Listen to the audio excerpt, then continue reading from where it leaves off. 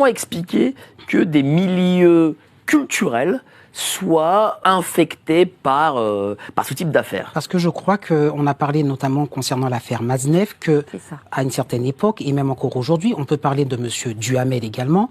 Je crois que quand on a, ça donne une sorte de légitimité. Je crois que réellement, quand on est un grand, il ne faut pas oublier ça. Vous étiez là d'ailleurs avec Francesca J. Tout à fait. Voilà.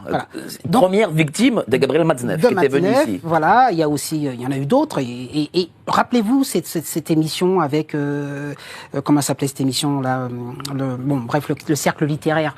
Ils étaient là, il n'y avait qu'une journaliste qui s'est indignée. Mais devant Maznev, vous aviez M. Cohn-Bendit qui disait que c'était fantastique d'être déshabillé par des petites de 6 ans.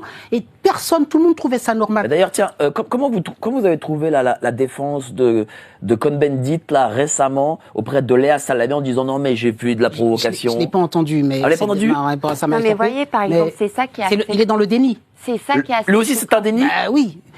Attends, je termine. La rationalisation. Il faut vraiment croire que leur défense, c'est de dire, moi... Alors, il a déjà dit il peut dire ce qu'il veut, ça a été filmé, enregistré. Il a dit que les enfants aimaient ça. Il l'a dit plusieurs fois.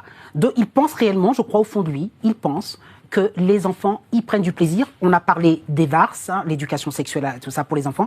Et dans leur idéologie, l'enfant a une sexualité et il y prendrait du plaisir. Et pourquoi l'en priver? Et je suis persuadé que M. Cohn-Bendit pense cela. Maintenant, comme il voit que l'époque le rattrape et qu'il risque gros, alors j'ai pas vu ce que vous dites, mais dans l'émission, j'imagine qu'il a dû dire... Mais parce que... oui, c'est ça, parce que c'est fou quand même que Léa Salamé, dans la grande messe du politiquement correct, parce qu'aujourd'hui, c'est l'émission de Léa Salamé qui est la grande messe du politiquement correct, eh bien... elle lui donnait une tribune pour se défendre et lui dit que mais non mais vous comprenez, j'étais provocateur, c'était l'époque, machin.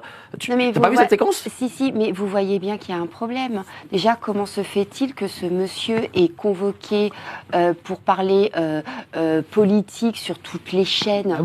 Voilà, déjà, rien que ça. Enfin, je veux dire, après tous ces propos sur la pédocriminalité, je suis désolée, c'est juste choquant que ce monsieur-là vienne nous donner des leçons politique et pourtant il est appelé dans tous les médias. Oui. C'est un truc de dingue. Vous voyez bien également avec l'affaire Betaram. L'affaire Betaram qui prouve que Monsieur Bayrou, actuellement Premier ministre, a couvert des violences, mais pas que des violences, des agressions sexuelles sur des mineurs. Il n'y a personne, rien que pour ça. Alors LFI et un peu le RN nous ont fait leur cinéma à l'Assemblée, mais au final, qui a demandé la censure? Personne. Rien que pour ces faits-là, il devrait démissionner. Pourtant, il n'en est rien. Vous voyez bien que les gens se couvrent les uns et les autres.